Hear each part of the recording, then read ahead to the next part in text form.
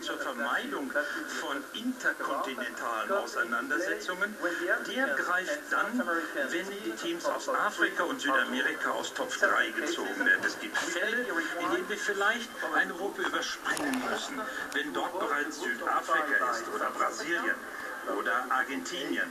Das wäre die Gruppe A und dann eben Brasilien und Argentinien. Wie bereits erwähnt, könnten die Mannschaften aus Europa in Team 4:2 in einer Gruppe landen. Diese Köpfe dort, ich habe es gerade erklärt, wir haben hier die gesetzten Teams aus Top 1, die werden automatisch Gruppenköpfe in ihrer jeweiligen Gruppe von A bis H. Ihre Position und die der anderen in der Gruppe bestimmt die Reihenfolge der Spiele und die Austragungsorte.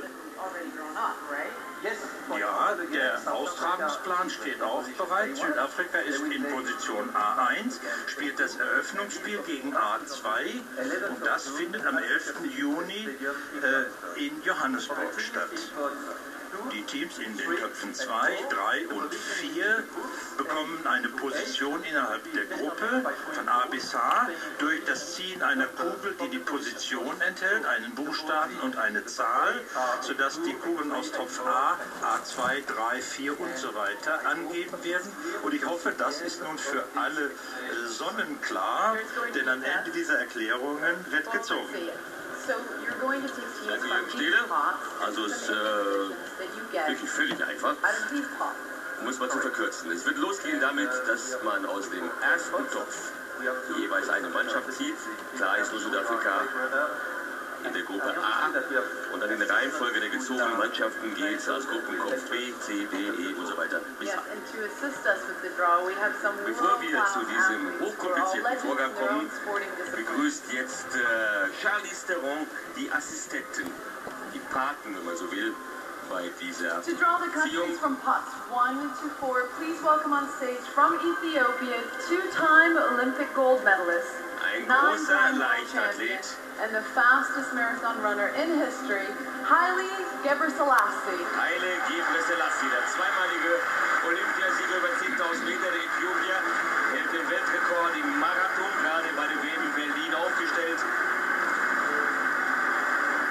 Einer der ganz Großen, seine Zunft wird behilflich sein bei Please welcome the most capped Springbok captain in history and skipper of the current rugby world champions from South Africa, John Smith.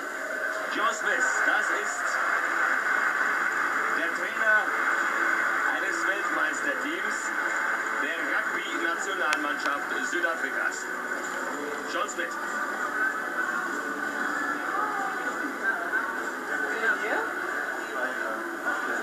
Rekordnationalspieler seines Landes. Positions from pots A to H, one of South Africa's greatest fast bowlers. Please welcome Makhaya Ntini. Makhaya Ntini ist der erste schwarze Cricket-Nationalspieler in diesem Land. Die Sportart hat sich sehr stark aufgeteilt. Nach Hautfarbe im Fußball ist der Sport der Coloureds, der Mulatten, sagen wir mal, und der Schwarzen. Cricket und Rugby wird eigentlich nur von Weißen betrieben. Die soziale Trennung, die From gibt the es South hier immer noch. African men's football team, Bafana's towering defender Matthew Booth. Matthew Booth, einer der wenigen weißen Fußballnationalspieler des Landes. Da gab es große Missverständnisse beim Confederations Cup, weil die europäischen Kollegen dachten, der Mann würde ausgebuht werden. Dabei ist er ein Volksheld und er rief immer nur Booth, Booth, Booth. So heißt er, And from Matthew Booth. Banyana, South Africa's women's football team, please welcome the beautiful Simphiwe Dludlu. Bafana heißt die Nationalmannschaft der Männer, Banyana.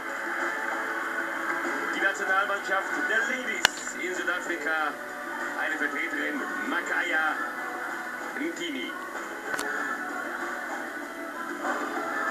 Das ist gesagt, Simphiwe Dludlu. And finally, from England, a superstar both on the field and off, please welcome Mr. David Beckham. Ist die große Nummer hier in Kapstadt in diesen Tagen. David Beckham. Hier in seiner Funktion als WM-Botschafter. England möchte die WM 2018 oder 2022 ausrichten. Er selbst, Beckham, hofft natürlich noch in den Kader von Capello aufgenommen zu werden als Spieler bei der WM 2010. behind the table.